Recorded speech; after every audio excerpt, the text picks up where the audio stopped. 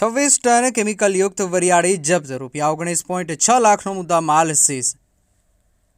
મહેસાણા જિલ્લાના ઊંઝા નજીક આવેલા ઉનાવામાં આરોગ્ય વિભાગે ભેળસેળખોરો સામે મોટી કાર્યવાહી હાથ ધરી છે। ખોરાક અને ઔષધ નિયમન તંત્રની ફ્લાઇંગ સ્કોડે અચાનક દરોડો પાડી કેમિકલ કલરની શંકાસ્પદ ભેળસેળવાળી 26 ટનથી વધુ વરિયાળીનો જથ્થો જપ્ત કર્યો છે, જેની અંદાજિત કિંમત ₹19.6 લાખ હોવાનું જાણવામાં આવ્યું છે।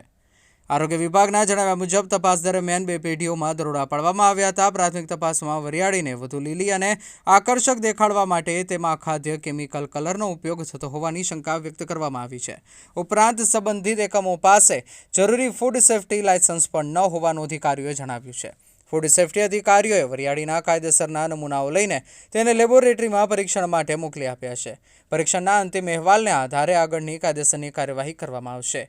આ સમગ્ર મામલે આરોગ્ય રાજ્યમંત્રી પ્રફુલ્લ પાનસેરિયાએ જણાવ્યું કે ગુજરાત સરકાર જાહેર આરોગ્ય સાથે કોઈપણ પ્રકારની ચેડા સહન કરશે નહીં અને ભેળસેળખોરો સામે ઝીરો ટોલરન્સની નીતિ હેઠળ સતત કડક કાર્યવાહી ચાલુ રહેશે। દેશ અને દુનિયાના સમાચાર જોવા માટે અમારી ચેનલ MG લાઈવ ન્યૂઝને સબસ્ક્રાઇબ કરો અને બેલ આઇકોન પર ક્લિક કરો, જેથી રોજે રોજની અપડેટ આપને મળતી રહે। સાથે જ અમારું ફેસબુક અને ઇન્સ્ટાગ્રામ પેજને પણ ફોલો કરો।